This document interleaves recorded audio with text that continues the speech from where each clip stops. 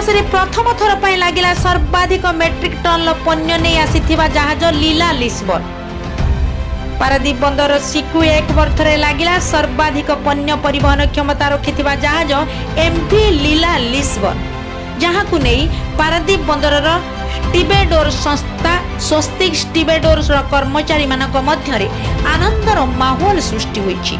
ओमानर सलाला बंदररू 1,34,375 metric ton जीपीसम load करी पारादीप रे पहुंची सर्वाधिक पण्य परिवहन क्षमता रखिथिबा एही पण्यवाही जहाज एमवी लीला लिस्बन। पारादीप बंदर मेराइन विभाग और ट्राफिक विभाग तरफरु एही जहाज को समुद्ररू सुपरविजन करी आनिबा परे बंदरर सिकु एक बर्थरे लागिबा परे जहाजर पण्य खलासी कार्य आरंभ हेबो।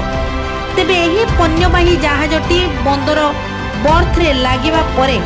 पारादीप बंदर स्टेबिडोर संस्था स्वस्तिक स्टेबिडोर पक्षरु खलासी कार्य आरंभ होइछि। यह पाखापाखि 5 दिन मध्य समस्त जीपीसम खलासी करा जिबा नै स्वस्तिक स्टेबिडोर संस्थार परिचालक सत्यप्रिय मिश्र कहिसंती। मो डायरेक्टर स्वस्तिक स्टेबिडोर प्राइवेट लिमिटेड सत्यप्रिय मिश्र आज पारादीप गोटे इतिहास दिन प्रथम थर आमर जिप्सम जहाज आसी पहुँची जोटा आम संस्था तार स्टेबिडोरिंग करुच्ची और से संस्थार पाखापाखि 1,34,000 टन जोटा आज तारीख पारादीप बंदर आम ओडिशा निश्चित स्मरणीय हो रही इतिहास दिन ए पारादीप पोर्ट रे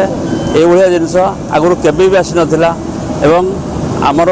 यही जहाजटी बर्तमान जिप्सम आनिक आसी एटा बर्तमान एठू विभिन्न राज्य को एठू परिवहन करा जिवो। एटा ओमान रो जहाजटा आसी पाखापाखि मासे पाखापाखि ना यहाँ बहुत सुंदर लगुच स्वस्तिक स्टीवर्ड्स एवं पारादीप परिवहन पारादीप बंदर यहाँ गोटे खुशीर दिवस जे आज जो इतिहास सृष्टि होती आमरी संस्था स्वस्तिक स्टीवर्ड्स द्वारा तार स्टीवर्डिंग कराऊँगी आम बहुत गर्व एवं गौरवर विषय एवं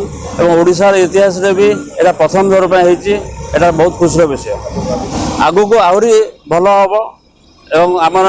आमर पाखापाखि यही गोटे मास भितर आम 6 ରୁ 7टी जहाज बर्तन अलरेडी कर सारूँ एवं पारादीप पोर्ट इतिहास रे भी जहाँ भी काम होची पाखापाखि 40% काम आम संस्था द्वारा परिचालित होची आमर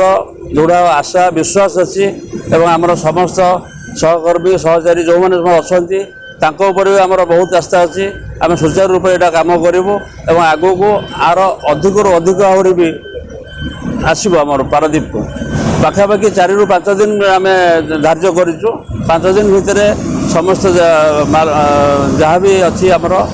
सब आम खाली करदेबू ना जिप्सम रिक्वायरमेंट अच्छी आम संस्था तार स्टीवर्डिंग देती तेणुक जेहेतु आमर कर्मकुशलता एवं आमर एफिशिएंसी उपर निर्भर करी आमको जेकोसी रप्तानी कंपनी से आमको ये कार्य देते। हाँ भल क्वालिटी जिप्सम अच्छी जोटा कि आम